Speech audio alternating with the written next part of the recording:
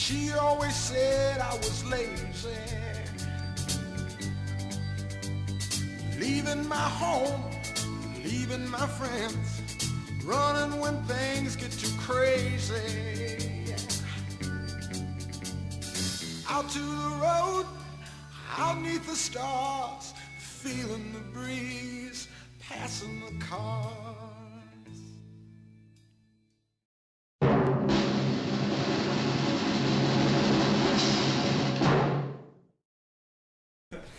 How you guys doing? So, my couch surfing friend here actually makes his own whiskey, which I thought was pretty cool. Never seen anybody who made their own whiskey before, so it's definitely a highlight. Anything you want to... Well, I can tell you how to start out the process. Yeah, anything you want to share. Okay, so it starts out with just distilled, or not distilled, but spring water.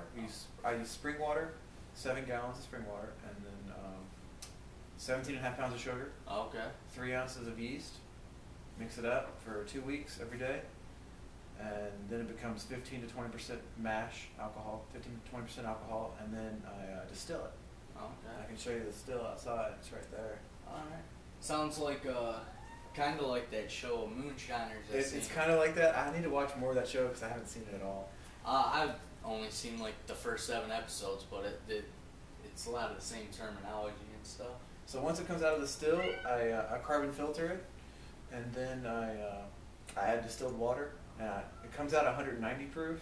I add distilled water, cut that down to 120 proof, 110 proof. Carbon filter it, and then I bottle it in these new oak barrels, charred on the inside, and comes out whiskey.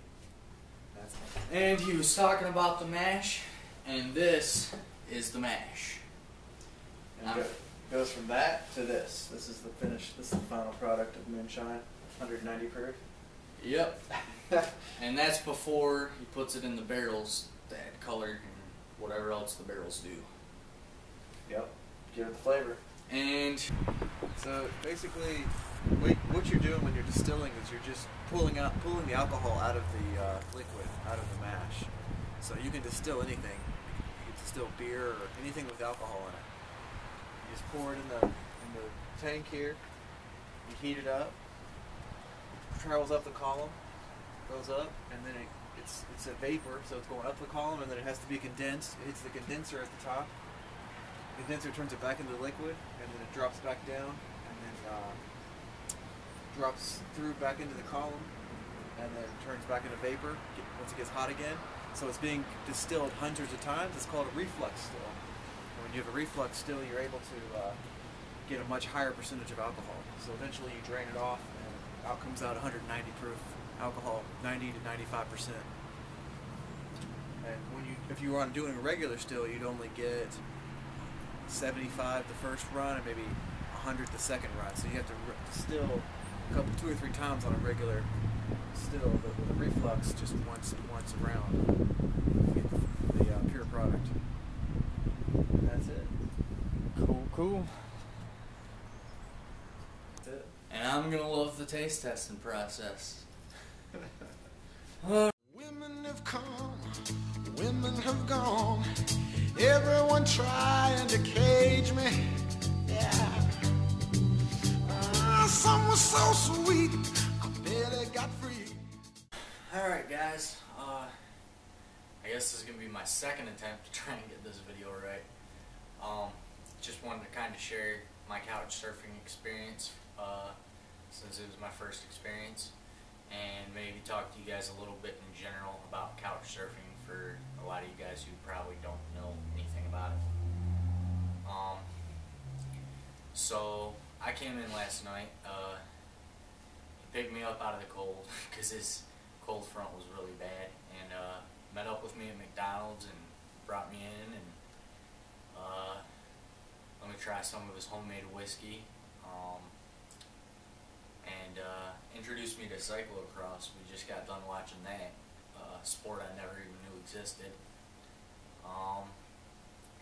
And it's been a pretty good experience.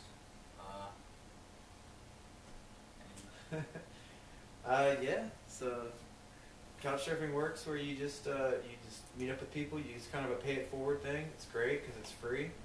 You know, people come in and when you travel, you get to see the city, and you get the locals will show you what the awesome things are that are in the city to see, rather than just being the tourist and having to rely on the touristy things. So it's great, especially international. Even international, when you don't speak the language, they speak English, so it's a big help.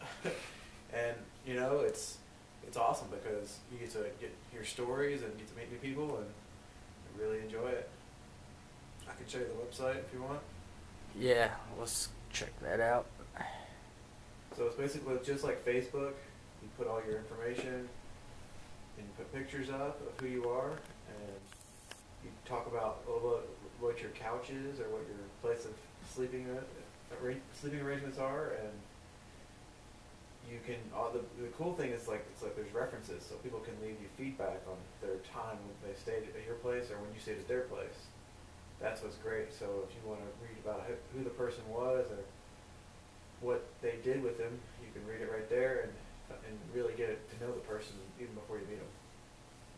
So that's pretty much it. It's an awesome website. Get to meet new people, new experiences. Tell them about the Fireball. The Fireball. Oh yeah. So the first time I joined Couchsurfing, I wanted to really give my first surfers really something to remember, because it was their first time and it was my first time. So I'm like, wow, we got to make this special. So they came in for the Derby last year, big horse racing event, and like, all right, we gotta make it fun. So we had my friends and I, we had a big party, and 3 guys came in from North Carolina, and we were blowing fireballs with them and talked them into showing them how to do it, and they got confident and tried to do it, but the guy cut his hand on fire, so we had the fire extinguisher ready for him, but in case something like that happened, which did. So, but it was fun, and we had a great time. We had a good time with it. All right, guys. Well,